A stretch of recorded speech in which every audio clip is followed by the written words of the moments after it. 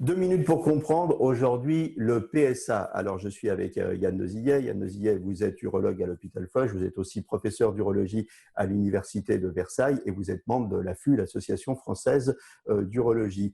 Le PSA, alors on entend tout le monde dire « Ah, on m'a pris mon PSA monte ». Qu'est-ce que c'est le PSA? Le PSA, c'est une protéine, un antigène spécifique de la prostate, c'est ce que veut dire le sigle. Et donc, il est normal, lorsqu'on est un homme, d'avoir du PSA à partir du moment où on a une prostate. Toute cellule prostatique produit du PSA, elle va relarguer même ce PSA dans la circulation si elle est abîmée, par exemple parce qu'on a fait une infection de la prostate, une prostatite.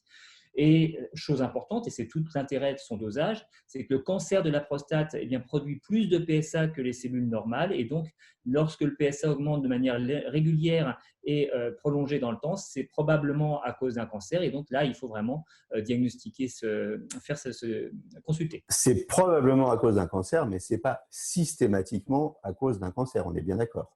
Tout à fait. Il y a d'autres raisons qui peuvent expliquer cette augmentation du PSA.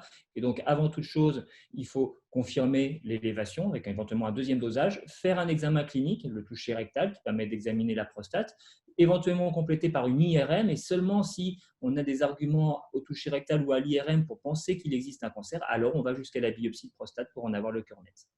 À partir de quel âge il faut se préoccuper sérieusement de son taux de PSA? Si vous n'avez pas d'antécédents dans votre famille, notamment de cancer du sein ou de l'ovaire chez vos parents maternels et vos tantes, alors à partir de 50 ans, dans le cadre d'une démarche individuelle de dépistage, il n'y a pas de dépistage collectif d'organiser, eh bien, une fois par an, faire un dosage du PSA est une bonne chose pour prendre tôt ces cancers. Si par contre vous êtes d'ethnie afro-caribéenne ou que vous avez des antécédents génétiques qui vous exposent à un risque supérieur, il faut commencer à consulter à partir de 40-45 ans. Voilà, surveillez bien votre taux de PSA, c'est important et n'hésitez pas à consulter. À très bientôt.